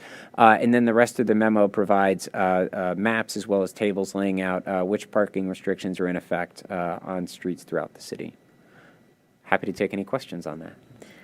This is so great. I'm so happy that you were able to put this together. Thank you, Jack, for all your hard work. I was curious if you knew anything about the vintage of some of these restrictions, how long they have been around. So when I joined the city, we had Rick Campbell from the city's police department who joined me at every CACT meeting, and he could explain to me the history of all these things. Unfortunately, he's retired, so now I can't lean on him as a resource, but just looking at the signs, I would guess, you can look at the state of the signs and make a guess at how old some of these are. Some of these were put in when the metro was going in the 80s, so some of these signs are certainly 30 years old at this point. Great. Yeah. I think we're going to be using this to maybe inform a subsequent discussion about parking restrictions, on-street parking restrictions. Yeah, certainly the intent here in capturing the information is to get a sense of what's on the street today, but then obviously going forward, staff wants to be consistent with city code. And so that's why we laid out that sort of methodology. Thank you. I'm sorry, I'm in the wrong document. That's not helpful. Last item in the director's report is the Planning and Zoning Quarterly Report. Emily Bazemore, who was on with us earlier, compiled the information. Obviously, everyone on staff is contributing to the work inside the report, and then Emily finalized it for us. Just a couple things I want to highlight in the report itself. I want to talk through if I can pull it up. Just a couple things to highlight. If we're able to go to page 2 of the PDF. So budget snapshot. So this is the first quarterly report of the new fiscal year. So just wanted to call out budget highlights. So with the new budget in effect, the planning and zoning divisions of the city have been merged into a single division for accounting purposes, and the total FTE count in that joint division is 12.3. Of course, even with the merger, the zoning administrator and the zoning staff will continue to operate with independent judgment. Their positions defined in city and state code, and they'll operate those zoning functions independently of the organizational structure. I'm showing them merged here because that's how they're reflected in the administrative budget. Total of 13 positions. The reason it reads out as 12.3 in the copy and paste from the budget is because 0.7 positions is funded by CIP. So 12.3 is what's coming out of the general fund. Total FTE count is 13. Personal highlights. Some personnel changes in planning as well as zoning in the last quarter. I think most folks probably remember Carly Aubrey left her position with the city to take up to go back to her passion, which is environmental planning. So she's joined the team with neighboring Fairfax County. Garrison Kitt, who was a longtime planner with the city, also left his position with the city. And obviously, he was instrumental in the city's small area planning efforts as well as urban design. He was the lead author on 4 of the small area plans, going back to the North Washington effort. And even when he was in his student days, he was advising the city on urban design and land use planning. Planning team, we saw some promotions. Jeff Holland earned a promotion to senior planner. He's obviously been a key planner on several high-profile efforts, including Founders Road 2. Let's see, we've also had 2 new hires. Jack Traynor was a new hire this quarter, as was Zoe LaRive, who you'll be seeing more of going forward. Let's see. And then, of course, we're expanding our recruitment efforts. So we're now expanding, recruiting from as far away as Pittsburgh and Charlottesville. So we're expanding beyond the Arlington bubble. Certainly a welcome thing. And then we do have 2 ongoing recruitments for senior principal planner positions, and I expect those positions to have offer letters going out by the end of this month and onboarding hopefully by the end of September, at which point we would be fully staffed within the planning shop, and then zoning also has an open recruitment for a zoning technician. Those are the highlights, and I will leave the report at that, and I'm otherwise happy to answer any questions on this or any items in the director's report. Any questions? I just have a couple small ones. The funding for this Shreve Road connector, I noticed that became available in 2021. When does it expire? We're not. Oh, gosh. So the city is, oh, boy. I'm on the fly here. So the city did enter into a standard project agreement with NVTA, the Northern Virginia Transportation Authority. Under that agreement, we are supposed to incur significant expenses before the end of this calendar year to try and accelerate that project. With some vacancies in Public Works, we weren't able to move that as quickly as we had first thought. So we have engaged Fairfax County staff about their availability to advance the project. Of course, most of the project is in Fairfax County. We had a successful partnership with them on the Signal project at Great Falls and West. They're open to the idea, and we've been having active dialogue about working with them so that they could get the project initiated and delivered. That would be great because it's a critical connection for the secondary campus and the West Falls development, definitely. Yeah, it's a great connection to make because the WNOD is seemingly so close. Shreve Road has a hill and some trees, so you maybe can't see it from there. But certainly that sidewalk is not in good shape. It's narrow. It gets washed out by gravel. It's right at grade with the street, which certainly isn't comfortable, and lighting could be better. There is a model that we've been thinking about for anyone who's been following the National Capital Trails efforts. There is a new multi-use trail going in along 50, and there are some recently completed connections as 50 approaches Washington Boulevard, where you've got a comfortable 10-foot mixed-use trail with proper striping, wide crossings at the intersections, a nice planting buffer between the trail and the car travel lanes. And then, of course, we would also reserve some of that space for pedestrian scale lighting so that you'd have an even lighting regardless of time of day. That sounds fabulous. Do we have the room for that in that area? We do in portions. That was a big topic of the conversation with Fairfax County is they asked, well, what are you going to do when you get to the buyer properties? And they actually suggested some ideas. Fairfax County had both their engineering staff on the call as well as their active transportation staff. And we were talking about creative ways to maybe shrink some of the travel lanes where there is some excess width in those. And so there was, or maybe you shrink out one of the project elements, but we've been pretty clear. Our goal is to hold on to that 10-foot width of the mixed-use trail. That would be incredible. Mm-hmm. And then the only other thing I was curious about was the Trips Run pedestrian connection study. Yes. So that is wrapping up. We've got the draft final report in, and we'll be sharing the final report after any edits are made to it. But I can't remember if I've introduced this before, so I'll do the whole soapbox. So this is, if folks remember from the Parks for People plan, which is the Parks chapter of the comp plan, it calls for this connected network of green spaces, and obviously a great connection to make is from the WNOD, you can stitch together pieces to get all the way down to South Washington Street. So beginning at the WNOD, you can get into by sidewalk, you can get down to Ellison Street where you pick up the Berman Park. Berman Park has several disconnected pieces, but we have grant funds to make those crossings better. Once you get down to Berman Park, there is an on-street connection you need to make, and then you're near Oak Street Elementary, which is also the bottom of Howard E. Herman. You can use some paths there to get into Cavalier Trail. Again, with a small on-street connection, you're into Cavalier Trail Park, and then you're all the way down to South Washington. So largely staying off-street or only on the low-volume streets, you've managed to make a green space connection through the entire southern half of the city. I'm excited about it. I'm probably playing my cards here, but I'm very excited about it. It's something I've had a passion for to figure out how to do this. And so a big emphasis with the study was not only tell us how to do it, but break it up into implementable pieces. Which pieces can we do with operating funds? Where do we need to go out for grant sources? But also based on the latest design guidance. We had Tool Design, who's a well-regarded firm for pedestrian and bicycle planning, not just in the region, but across the whole country. And so they were bringing best design practices for pedestrian and bicycle facilities. And so that's also included in the report, which is a wonderful resource for anyone who wants to improve looking at better bicycle and pedestrian connections in the city.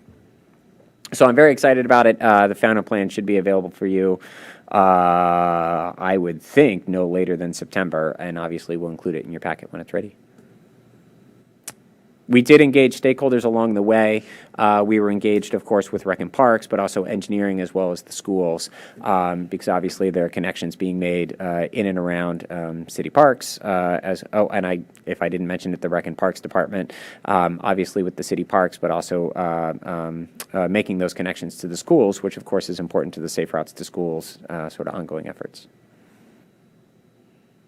Great, thank you. Well, I think that is it, unless we have correspondence of any, I don't think we do. So. No, the correspondence item in your packet was related to Founders 2, as I mentioned, as we were introducing the item.